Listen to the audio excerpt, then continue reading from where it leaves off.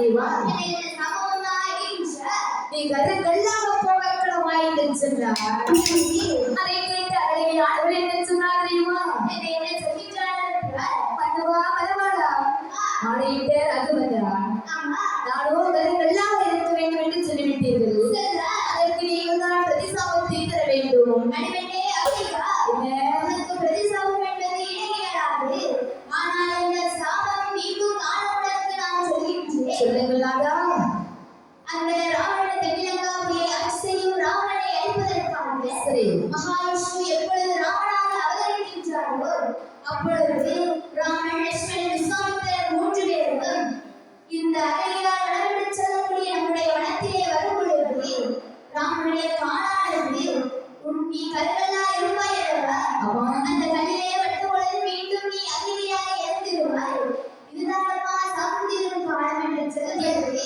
பார்த்தால் அகலியார் ஐயா கௌதமமுனிவரே மன்னவா மணவாளா சொல்லுங்கள். வந்திருந்தவன் முகல்வான் ரூபத்தில் இருந்ததனால் தான் நான் குழம்பிவிட்டேன். சரி வந்தவன் தன் ரூபத்தில் வந்திருந்தால் என் மனை கதவை கூட திறந்திருக்க மாட்டேன். அப்படியா? ஆகையால் மன்னவா நான் உண்மையை பத்தினி சரி என்று சொன்னார். மன்னவா உங்களுக்கு நான் சாப்பிடுவது என்ன சாபம் தெரியுமா? என்ன சாப்பிட போகின்றாய்? நான் மீண்டும் உங்களிடத்தில் எப்பொழுது வருகின்றேனோ அதுவரை உங்களிடம் சித்து சிறப்பாக இருப்பீர்கள் என்று சொல்லி சாபம் செய்தார்.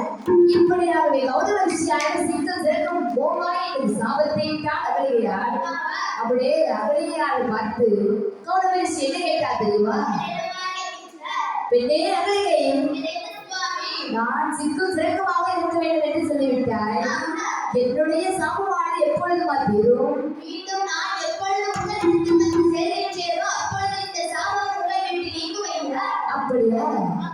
இதுதான் அப்போ அகலியாருடைய கதையை என்று சொல்லி விஸ்வாமித்திர மகாமுனிவரான ராமனிடத்திலே சென்றார். இதே பார்த்தார் அகலியை. இனி அகலியை யாரிடத்தில் ஒப்படைக்க வேண்டும்? பகவானிடத்திலே ஒப்படைக்க வேண்டும் என்று சொல்லி அகலியை கௌதமரிஷியிடத்திலே ஒப்படைத்துவிட்டு அதனுடனே 3 பேர் வெகுத்து கொண்டிருக்கிறார்கள். தனி நோக்கி